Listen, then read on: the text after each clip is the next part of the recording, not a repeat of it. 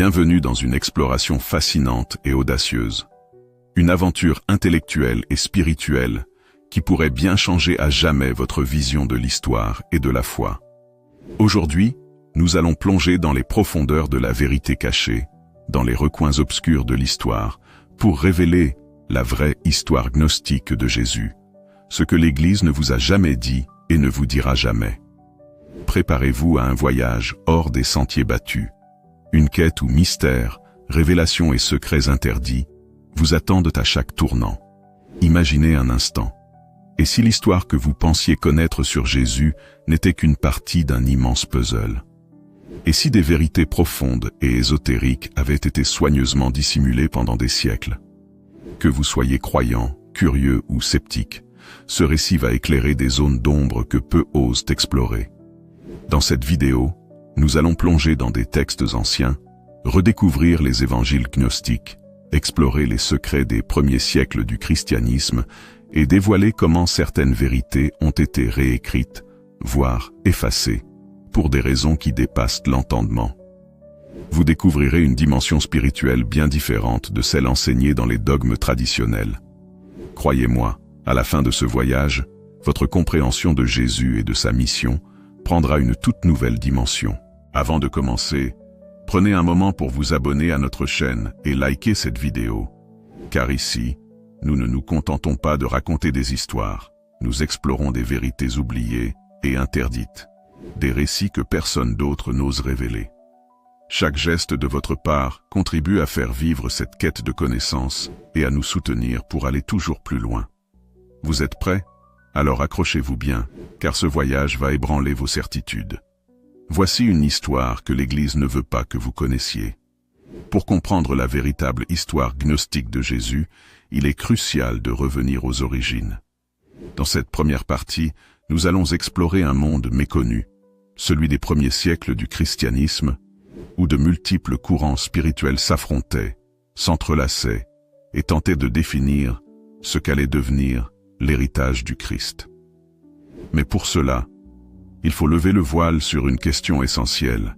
Qui étaient vraiment les gnostiques? Les gnostiques n'étaient pas simplement un groupe marginal de croyants, comme on pourrait le penser aujourd'hui. Ils représentaient une vision radicalement différente de la foi et de l'existence. Contrairement au christianisme institutionnel, qui mettait l'accent sur les rites, les règles et l'obéissance à une hiérarchie, la pensée gnostique invitait à une quête intérieure, un éveil spirituel basé sur la gnose, un mot grec signifiant « connaissance ». Pour les gnostiques, la vérité ne résidait pas dans des doctrines imposées par des institutions, mais dans une expérience directe et personnelle de la divinité. C'était une foi libératrice, mais aussi dangereusement subversive. Pourquoi?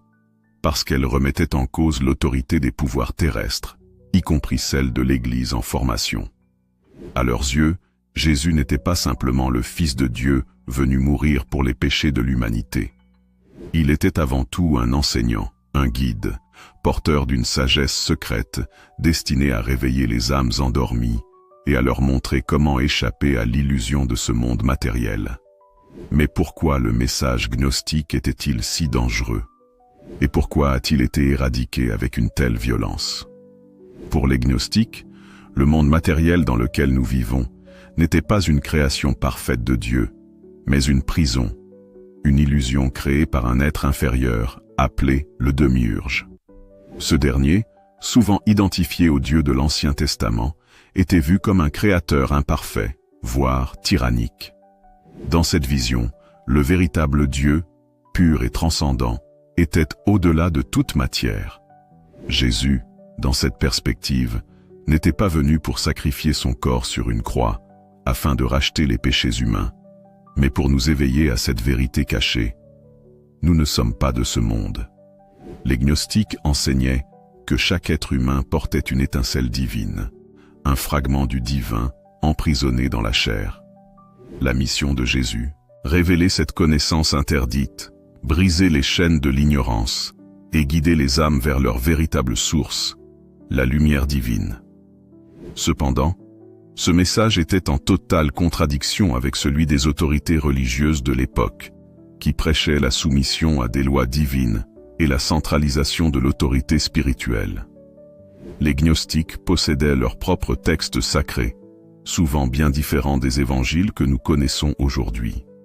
Parmi eux, l'évangile de Thomas, l'évangile de Marie-Madeleine et l'évangile de Judas sont des écrits qui offrent un regard radicalement différent sur Jésus et son enseignement. L'évangile de Thomas, ce texte, découvert en 1945 à Nag Hammadi, est une collection de paroles attribuées à Jésus. Contrairement aux évangiles canoniques, il ne raconte pas la vie de Jésus, mais compile ses enseignements ésotériques. Par exemple, Jésus y déclare « Le royaume est en vous et tout autour de vous. Lorsque vous vous connaîtrez, alors vous serez connus. » Cette phrase illustre parfaitement la quête intérieure prônée par les gnostiques. L'évangile de Marie-Madeleine. Ce texte met en lumière une figure souvent marginalisée dans le christianisme traditionnel, Marie-Madeleine. Elle y apparaît comme une disciple proche de Jésus, porteuse d'une compréhension spirituelle profonde que les autres apôtres peinent à accepter. L'évangile de Judas. Contrairement à l'image traditionnelle de Judas comme le traître ultime, ce texte présente Judas comme un initié, le seul apôtre à avoir véritablement compris la mission de Jésus. Dans cette vision, la trahison de Judas n'était pas un acte de perfidie, mais une étape nécessaire dans l'accomplissement du plan divin. Alors que le christianisme prenait de l'ampleur, le message gnostique représentait une menace grandissante pour l'Église en formation. Pourquoi? Parce qu'il s'agissait d'une foi libre, sans besoin d'intermédiaires, d'églises ou de rites imposés. À partir du IVe siècle, lorsque l'empereur Constantin adopta le christianisme comme religion officielle, les gnostiques furent systématiquement persécutés. Leurs textes furent brûlés, leurs communautés dissoutes et leurs enseignements qualifiés d'hérésie. L'un des conciles les plus célèbres, celui de Nicée en 325, eut pour objectif de consolider une version orthodoxe de la foi chrétienne. Ce fut là que des concepts comme la Trinité et la divinité absolue de Jésus furent officialisés, tandis que les enseignements gnostiques étaient rejetés. Pour les gnostiques, Jésus n'était pas un simple homme devenu Dieu, mais une entité divine, incarnée temporairement dans un corps humain pour transmettre un message cosmique. Il enseignait que le véritable salut ne venait pas de la foi aveugle, mais de la connaissance de soi et de l'univers. Il révélait que la souffrance et la mort étaient des illusions, des voiles à traverser pour atteindre la véritable lumière. Et surtout, il incitait chacun à remettre en question les dogmes et à chercher la vérité par soi-même. L'un des aspects les plus intrigants de la pensée gnostique est le rôle central de Marie-Madeleine. Selon certains textes, elle était non seulement une disciple, mais aussi la compagne spirituelle de Jésus, voire son égale. Dans l'évangile de Philippe, il est écrit « Le Sauveur aimait Marie-Madeleine plus que tous les disciples, et il l'embrassait souvent sur la bouche. » Cette phrase a donné lieu à de nombreuses spéculations, non pas sur une relation romantique, mais sur le fait que Marie-Madeleine représentait le principe féminin divin, complément indispensable au Christ. Les gnostiques voyaient en elle un modèle de sagesse et d'illumination, une figure injustement occultée par les récits traditionnels. Ce récit a révélé un pan méconnu et fascinant de l'histoire du christianisme. Les gnostiques, porteurs d'un message révolutionnaire et spirituel, ont été réduits au silence, mais leurs enseignements résonnent encore à travers les textes qui ont survécu. Contrairement à la vision classique de Jésus comme figure publique prêchant à des foules, les textes gnostiques suggèrent qu'il dispensait des révélations profondes à un cercle restreint de fidèles capables de comprendre des vérités transcendantes. Ces enseignements, centrés sur la lumière intérieure et la libération de l'âme, étaient si subversifs qu'ils ont été étouffés et cachés pendant des siècles. Dans les évangiles gnostiques, Jésus est souvent décrit comme bien plus qu'un prophète ou un messie terrestre. Il est vu comme une incarnation du Logos, une manifestation divine qui transcende le monde matériel. Dans cette vision, son rôle n'était pas seulement d'enseigner des valeurs morales ou de guider les hommes vers une vie pieuse, mais de leur révéler des vérités universelles sur la nature de l'existence, du cosmos et de leur propre essence. Jésus enseignait que le monde matériel était une illusion, un piège, conçu par le démiurge pour emprisonner les âmes. Ce créateur imparfait, responsable de l'univers matériel, maintenait les humains dans un état d'ignorance et d'esclavage spirituel. Pour échapper à cette prison, Jésus invitait ses disciples à entreprendre un voyage intérieur, une quête, pour retrouver leur étincelle divine, ce fragment de lumière originelle enfoui en eux. Dans l'évangile de Thomas, on trouve une déclaration qui résume bien cette quête. Si ceux qui vous guident vous disent « Voyez, le royaume est dans le ciel », alors les oiseaux du ciel vous précéderont. S'ils vous disent « Il est dans la mer », alors les poissons vous précéderont. Mais le royaume est à l'intérieur de vous et tout autour de vous. Cette phrase renverse totalement les dogmes traditionnels. Le salut n'est pas une promesse extérieure, une récompense dans l'au-delà, mais une réalisation intérieure accessible, ici et maintenant. Dans la pensée gnostique, l'enseignement de Jésus était structuré en 3 niveaux. 1. Le niveau exotérique, c'est le niveau superficiel, destiné aux foules. Il inclut les paraboles, les miracles et les enseignements moraux. Bien qu'importants, ces éléments ne représentaient qu'une introduction à la vérité. 2. Le niveau ésotérique. Ce niveau était réservé aux disciples. Il impliquait des enseignements sur la nature du cosmos, l'âme et la mission de l'homme sur Terre. 3. Le niveau mystique. Ce niveau, le plus élevé, était réservé à une poignée d'initiés capables de comprendre les secrets les plus profonds. Il incluait des visions, des révélations sur l'au-delà et des pratiques permettant d'atteindre l'illumination. L'une des caractéristiques fascinantes des évangiles gnostiques est leur langage symbolique. Chaque phrase, chaque image, contient des clés pour une compréhension plus profonde. Prenons par exemple le concept de la lumière dans les textes gnostiques. La lumière représente la vérité divine, la connaissance pure. L'obscurité représente l'ignorance, l'illusion du monde matériel. La croix, souvent vue comme un symbole de souffrance, est interprétée par les gnostiques comme le point de rencontre entre l'esprit et la matière, un portail permettant de transcender la dualité. Dans l'évangile de Judas, Jésus dit à Judas « Tu sacrifieras l'homme qui me revêt ». Cette phrase a été interprétée par les gnostiques comme une allusion à la séparation entre le corps matériel de Jésus et sa véritable essence divine. Cela renforce l'idée que le sacrifice de Jésus n'était pas simplement un acte physique, mais une libération spirituelle.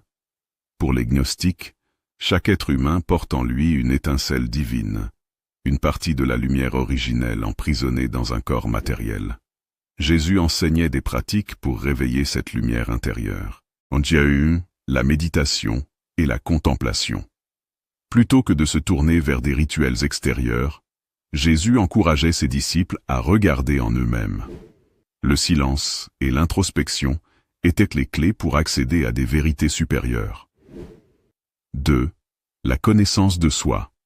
Jésus enseignait que la véritable libération commence par une compréhension profonde de sa propre nature. Dans l'évangile de Thomas, il déclare « Celui qui connaît tout, mais ne se connaît pas lui-même, manque de tout. » 3. Le rejet des attachements. Pour atteindre la lumière, il fallait se libérer des chaînes de ce monde, les possessions, les désirs, les peurs. Les gnostiques enseignaient que le cosmos était divisé en plusieurs sphères ou royaumes, contrôlés par des entités appelées les archontes. Ces derniers servaient le démiurge et agissaient comme des gardiens, empêchant les âmes de s'élever vers la lumière divine. Pour traverser ces royaumes et atteindre la plénitude, appelée pléroma, les âmes devaient acquérir la gnose, une connaissance sacrée qui leur permettait de reconnaître leur véritable nature et de naviguer au-delà des illusions. Selon l'évangile de Marie, Jésus enseignait à ses disciples comment transcender ces obstacles spirituels. Le monde a plusieurs formes, mais vous devez les dépasser toutes pour trouver la paix véritable. Dans la vision gnostique, les archontes étaient des entités hostiles qui manipulaient l'humanité à travers le désir, la peur et l'ignorance. Ils étaient responsables de la structure du monde matériel et de son système d'oppression. Jésus, en tant qu'incarnation de la lumière divine, est venu révéler leurs plans et enseigner aux hommes comment briser leurs chaînes. Dans certains textes gnostiques, les archontes sont décrits comme des forces invisibles qui influencent les pensées et les émotions humaines. La quête spirituelle consistait donc à transcender leur emprise, à ne plus être esclave de la peur ou du jugement. Au-delà de sa mission apparente, Jésus prêchait une vérité universelle. Tous les êtres humains, peu importe leur origine ou leur croyance, ont accès à la lumière divine. Il ne s'agissait pas de fonder une religion, mais de libérer les âmes. Selon les gnostiques, les dogmes et les rituels imposés par les institutions religieuses détournaient les hommes de cette vérité. Dans l'évangile gnostique, Jésus déclare « Le royaume ne viendra pas par l'observation. On ne dira pas « Voyez, il est ici » ou « Il est là », car le royaume est à l'intérieur de vous. Dans cette partie, nous avons exploré les enseignements secrets de Jésus, tels que décrits par les gnostiques. Ces révélations, centrées sur la lumière intérieure et la connaissance de soi, défient les dogmes traditionnels et offrent une perspective spirituelle profondément libératrice. Après avoir exploré les origines mystérieuses de la gnose et les enseignements secrets de Jésus, la suite de ce récit nous plonge dans les complots, les persécutions et les répercussions profondes qui ont façonné le récit officiel du christianisme. Pourquoi ces vérités ont-elles été étouffées? Qui a orchestré cette conspiration du silence? Dès les premiers siècles de notre ère, une lutte de pouvoir féroce éclata entre les différentes interprétations des enseignements de Jésus. D'un côté, les gnostiques, qui prônaient une spiritualité basée sur la connaissance intérieure et le dépassement des dogmes. De l'autre, les autorités ecclésiastiques, qui cherchaient à établir une religion unifiée et structurée. Le conflit atteint son apogée au IVe siècle, lorsque l'empereur Constantin Ier, en quête d'un empire stable et unifié, convoqua le concile de Nicée en 325. Ce concile marqua un tournant décisif. Les textes gnostiques furent déclarés hérétiques, et les évangiles canoniques furent sélectionnés pour soutenir une théologie centrée sur l'autorité de l'Église. La suppression des enseignements gnostiques n'était pas seulement une question de foi, mais de contrôle. Une foi basée sur la quête intérieure et la connaissance personnelle menaçait directement le pouvoir des institutions religieuses. Si chaque individu pouvait trouver la vérité par lui-même, pourquoi aurait-il besoin d'intermédiaires? Après le concile de Nicée, une campagne massive de persécution fut lancée contre les gnostiques. Leurs textes furent détruits, leurs communautés dispersées et leurs adeptes persécutés. Cependant, malgré ces efforts, de nombreux écrits furent cachés par des fidèles dans des endroits isolés, souvent dans des jarres scellées. C'est ainsi qu'en 1945, un événement extraordinaire changea le cours de l'histoire. La découverte des manuscrits de Nag Hammadi en Égypte. Ces manuscrits, qui incluent des textes comme l'Évangile de Thomas, l'Évangile de Marie-Madeleine et l'Apocryphon de Jean, révélèrent au monde moderne une vision radicalement différente du christianisme primitif. Ils témoignèrent de la richesse et de la profondeur des enseignements gnostiques, ainsi que des efforts intenses pour les éradiquer. Parmi les textes gnostiques, l'Évangile de Marie occupe une place centrale. Il décrit Marie-Madeleine non pas comme une figure secondaire ou une pécheresse repentie, mais comme la disciple la plus proche de Jésus, celle qui comprenait ses enseignements mieux que quiconque. Dans ce texte, après la mort de Jésus, les disciples sont désemparés et plongés dans le doute. Marie se lève alors et leur transmet les paroles secrètes que Jésus lui avait confiées. Cependant, Pierre et d'autres disciples masculins remettent en question son autorité, révélant les tensions de pouvoir au sein de la communauté des premiers chrétiens.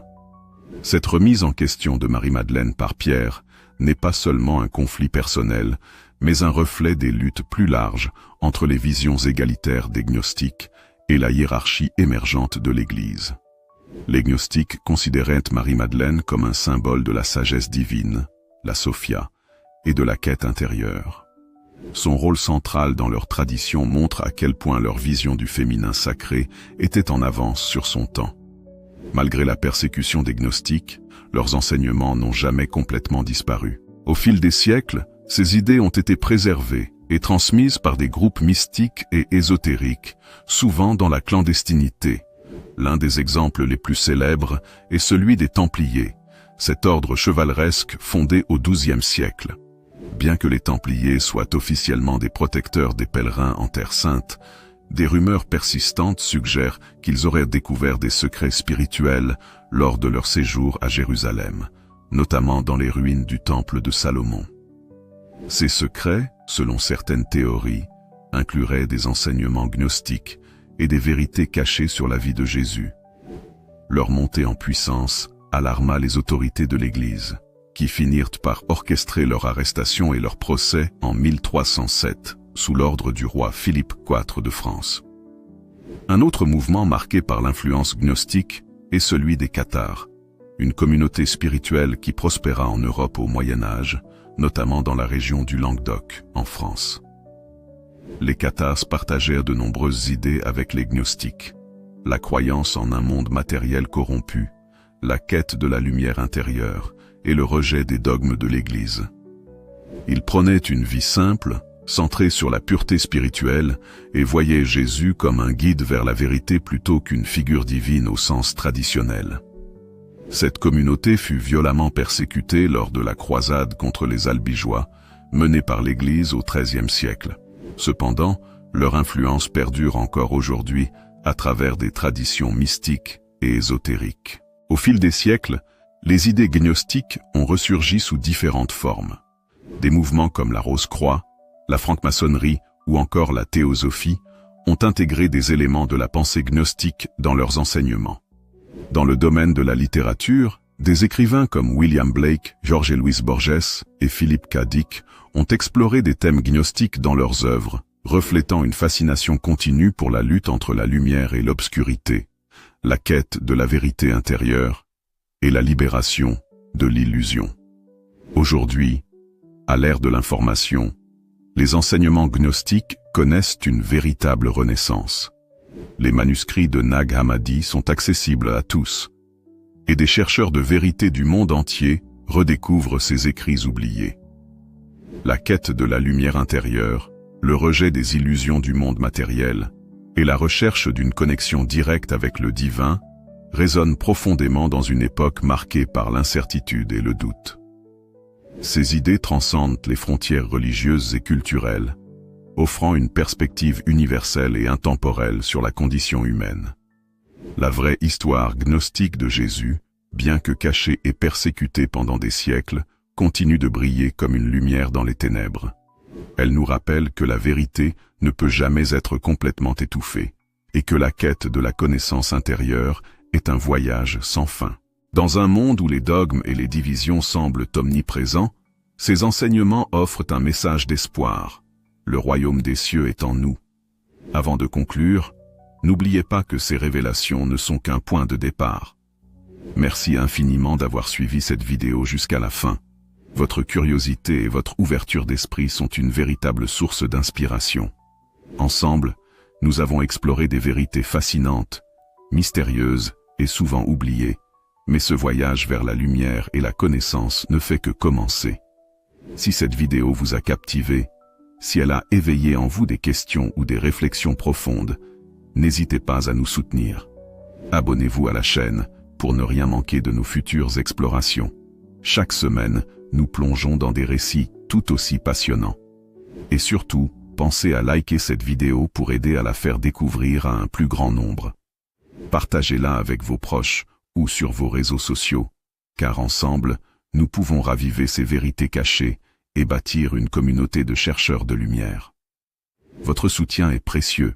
Vos commentaires, vos partages et vos réactions permettent à cette chaîne de grandir et de continuer à partager des histoires aussi puissantes.